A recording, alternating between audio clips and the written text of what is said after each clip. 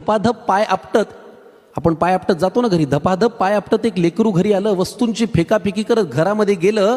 तिन्ही सांजेची वेळ, रात्र झाली नव्हती. आई अशीच देवासमोर दिवा लावित होती.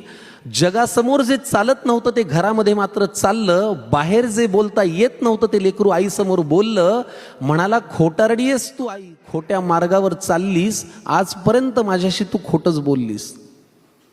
म्हणाला, खोटारडी आहेस तू आई, खोट्या मार्गावर चाललीस, आजपर्यंत माझ्याशी तू खोटंच बोललीस. आशीर्वाद देताना काय म्हणतेस की माझं काहीच अडणार नाही आणि माझ्या बाबतीत कधीच काही वाईट मुळी घडणार नाही. आईपासून काय लपतंय तिच्या लक्षात आलं. तिने बाळाला घोटभर पाणी प्यायला दिलं. हुंदक्यांमधून वाट काढत पाणी पोटात गेलं. आई म्हणाली, आता सांग तुला काय झालं. तो म्हणाला, आता हा अनुभव आपल्याला सतत येतो. तो म्हणाला, लोक आई विचित्र झालेत फार, सतत सगळे माझ्यावरती खाऊन असतात खार.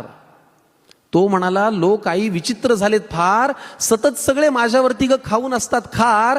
त्यांच्या त्या अशांत अस्वस्थ नजरा मला कळतात, जाणवतं मला माझ्यावरती ते खूप खूप जळतात. बरं, माझ्याविषयी माझ्याच माघारी बोलतात लोकांजवळ, मी पुढे जातोय ना माझा का पोटात यांच्या कळ. बरं, वाईट याचं वाटतं की या वाईट लोकांचा एक संघ झालाय आणि मी वाईट वागत नसून त्यांनी मलाच बाजूला केलाय. आई म्हणाली, बाळा तुला माझा प्रश्नच नाही कळला.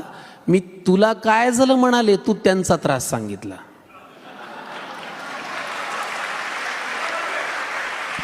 आई म्हणाली, बाळा तुला माझा प्रश्नच नाही कळला. मी तुला काय झालं म्हणाले, तू त्यांचा त्रास सांगितला. सोडून दे ना तुझ्यावरती ते रुसतायत का हसतायत, कारण तुला पूर्ण करायची स्वप्न ही तुझ्याच डोळ्यांना दिसतायत.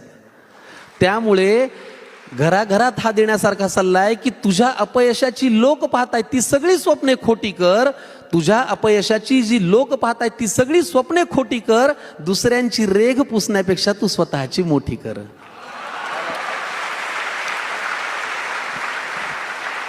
आणि हे केलंस ना तर तुझं कधीच काही अडणार नाही. आणि आई आजही तेच म्हणेल, माझ्या बाळाचं वाईट काही घडणार नाही.